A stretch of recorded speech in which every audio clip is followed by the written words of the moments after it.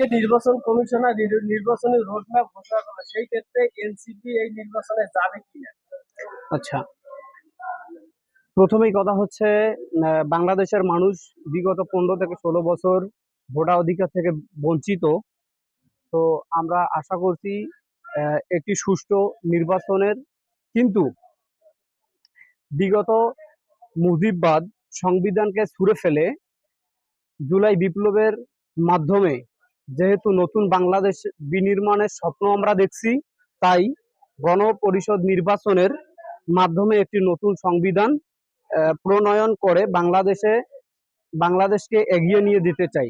পাশাপাশি সেই গণপরিষদ নির্বাচন হাসিনার সমস্ত অপকর্ম, গণহত্যার বিচার নিশ্চিত করা এবং রাষ্ট্রের অবকাঠামোর পরিবর্তন সংস্কার নিশ্চিত করে নির্বাচন দিতে হবে।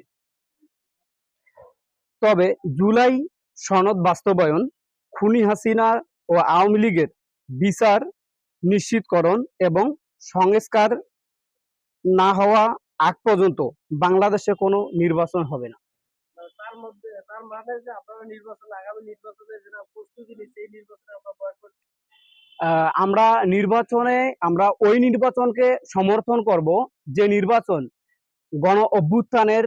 গণ অভ্যুত্থান ঘটানোর সময় যে সমস্ত ভাইরা আমাদের জীবন দিছে, যাদের আত্মত্যাগের বিনিময় আজকে একটি সুষ্ঠু বাংলাদেশে আমরা দাঁড়িয়ে রাজনৈতিক অবকাঠামো কিংবা রাষ্ট্রের উন্নয়নমূলক কার্যক্রম এই সমস্ত আলোচনাগুলো করতে পারছি, যাদের জীবনের ত্যাগের বিনিময় আমরা চাই বাংলাদেশে নির্বাচন দিতে গেলে এই হত্যার বিচারগুলো সুনিশ্চিত করে বাংলাদেশে নির্বাচন দিতে হবে। তবে আপনার নির্বাচন হলে কি কোনো দলের সাথে জোট করতে যাবে?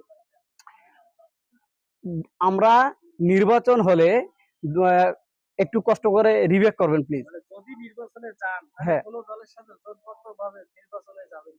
এটা দলীয় সিদ্ধান্ত হবে, তাহলেই আপনারা বুঝতে পারবেন ইনশাল্লাহ।